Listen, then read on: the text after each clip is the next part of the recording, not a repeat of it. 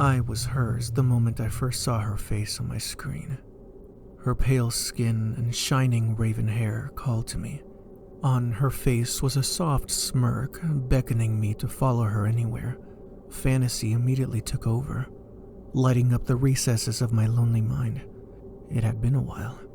My last date was 6 months ago, and had not ended the way I had hoped. Everything had been going swimmingly. I had told her about my various collections, my hopes, my dreams, even my deepest fears.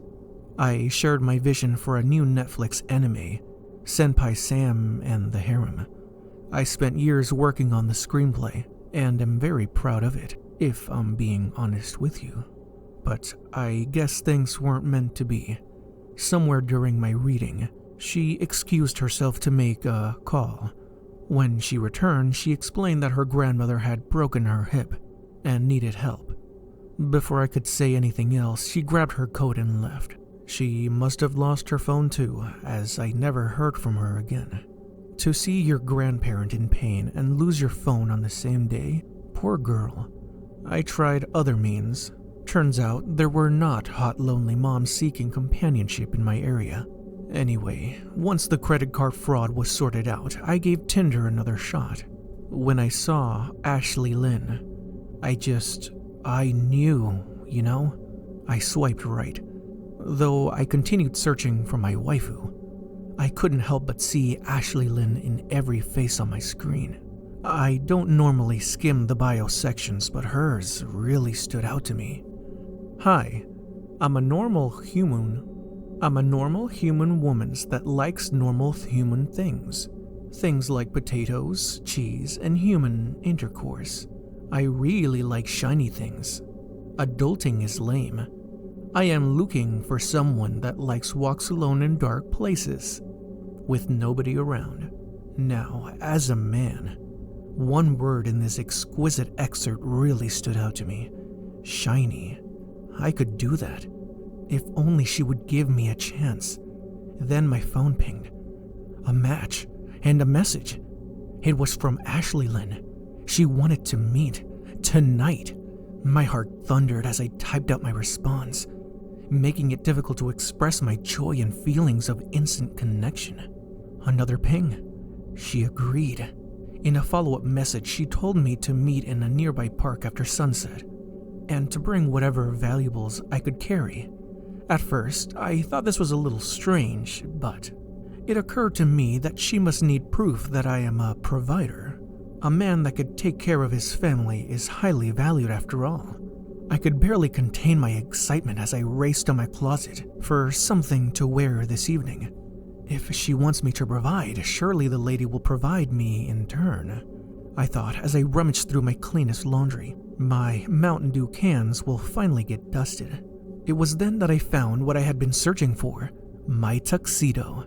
First impressions matter, and I would be damned if I didn't show my Ashley Lynn my worth. But it was not to be. After an intense struggle, it became obvious that in the past 6 months, I had become more of a man. Too much to fit in my finest clothes for this crucial event. Panic set in as I realized this. My mind raced as I tried to think of an adequate outfit. Fortunately, at the bottom of the hamper, my mother hadn't taken to wash yet. I found it. My bright red smoking jacket, made from the softest velvet. This would surely impress her. Now, to find a proper bottom to this ensemble. In the end, only my gray sweatpants passed the smell test. I considered running to Walmart for new pants, but I remembered the tweets I had seen from women highlighting their interest in said gray sweatpants. Yes, I said out loud. She'll be able to see everything she would ever need to see. Now to accessorize.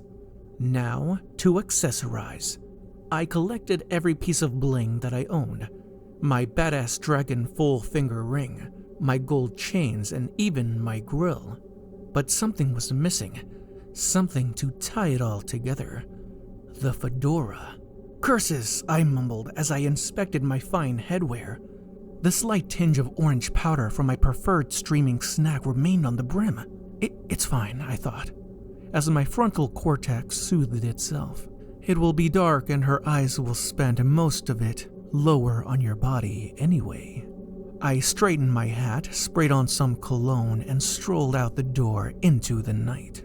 When I finally caught my breath after arriving, I realized I couldn't see her. My rapidly beating heart sank as I scanned the darkness for any sign of Ashley Lynn. Could she really have done this to me? "Over here," came a voice from behind a nearby tree. Though slightly raspier than I had imagined, it still sounded quite angelic. I wiped my brow and strode towards the voice, careful to show off my confidence with my posture. There, on the other side of the tree, stood Ashley Lynn. She was taller than I imagined, much taller, but I was fine with that. Most women were taller than I was anyway. For a moment, I could not help but envision the envy on the faces of both my friends when they saw me with such a tall glass of gothic delight. She wore a long black trench coat, just as she had in her profile picture. My eyes slid downward and my heart beat faster. Though shrouded in her incredible fashion statement, I could make out a bust that rivaled even the drawings I had made for my Netflix proposal package. Her face, though shrouded by the night, was nearly as beautiful as it appeared on my screen. Her nose was a tad longer and slightly crooked, but hey, you have to respect a lady that knows her angles. Her expression remained the same, adorned with that enticing smirk, and the cherry atop this beautiful Sunday, a fedora nearly as impressive. And the cherry atop this beautiful Sunday, a fedora nearly as impressive as my own, rested on her beautiful black hair. "Milady," I said, tipping my fedora as I approached. "You look quite ravishing on this fine spring evening. I must say, I'm quite impressed with your choice of attire." Her eyes were not visible beneath the brim of her hat, but I could feel the desire as she looked over me. The hunger in her eyes was intoxicating. "Come closer, darling," she said. "I want to show you something." I smiled. I stepped towards her, stopping with our bodies close enough to touch, just in case. Then she smiled. That was my first inkling that something was amiss. When she did, her teeth finally revealed themselves.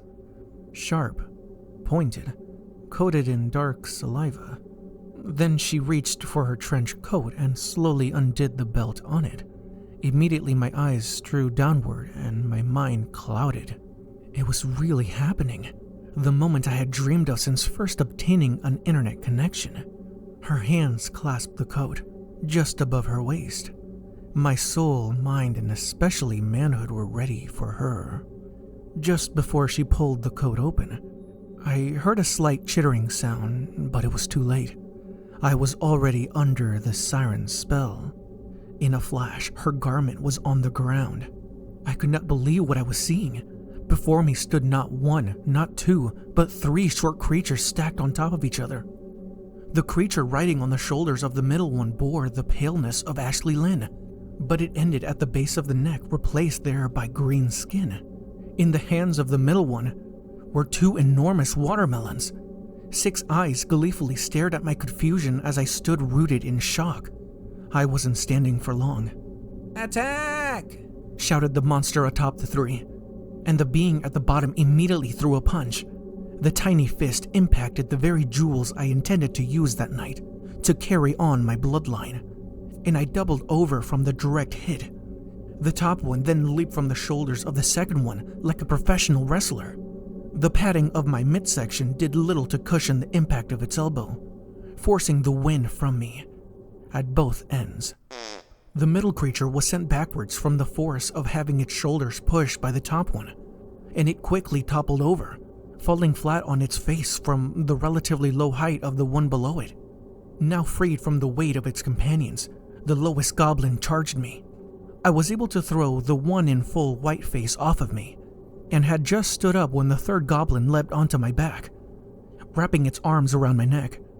I flailed wildly, attempting to free myself like a raging bull. From the corner of my eye, I could see Goblin number 1 picking itself up to attack again. But Goblin number 2 was already off the ground and charging me, a wooden mallet clutched in its hand. I was only just able to turn as it swung. The hammer soundly impacted the back of the goblin clinging to me, shifting its weight as it tumbled off of me with a groan. Unfortunately, the shifting weight also caused me to fall backward. My robust frame landed squarely on my mallet-wielding attacker. As it wriggled beneath me, the first goblin grabbed my gold chain and ripped it from my neck.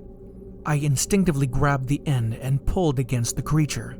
"No, mine, mine, mine," it screeched before sinking its teeth into my arm. I cried out in pain and released my grip.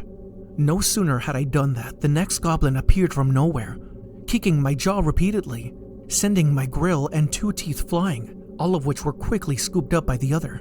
It was at that point the one beneath me bit my ass hard. I yelled and rolled over, freeing the demon from its heavy flesh blanket. Before I knew it, all 3 of them were pounding me with their bony fists and their mallet. This warrior with a 3-to-1 Call of Duty kill ratio was defeated. I curled into the fetal position as the blows rained down. Somewhere in the chaos, my ring was removed, my finger along with it. Once it was over, they stood over me briefly, talking amongst themselves in a language I could not understand.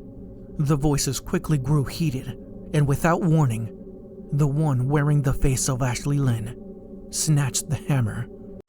The midsection goblin took a blow to the head from its own weapon and fell to the ground.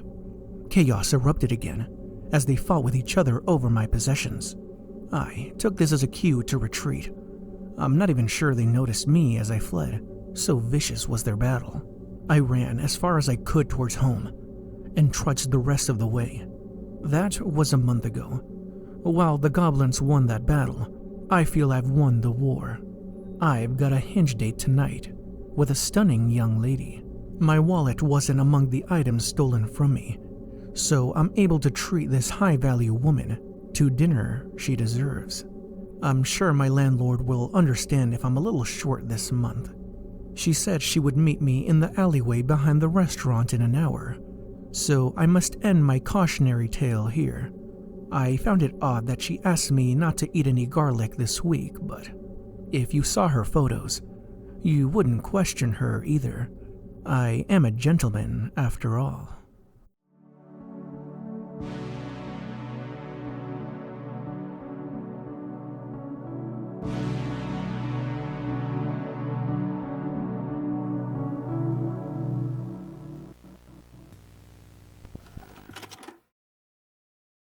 Curses,